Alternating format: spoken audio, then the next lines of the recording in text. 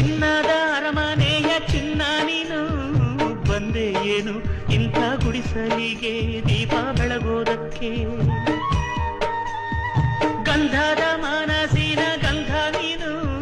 ಹಿರಿಮೆ ತಂದೆ ಮಣ್ಣ ಸೊಗಡಿಗೆ ಹೆತ್ತವರಿಗೆ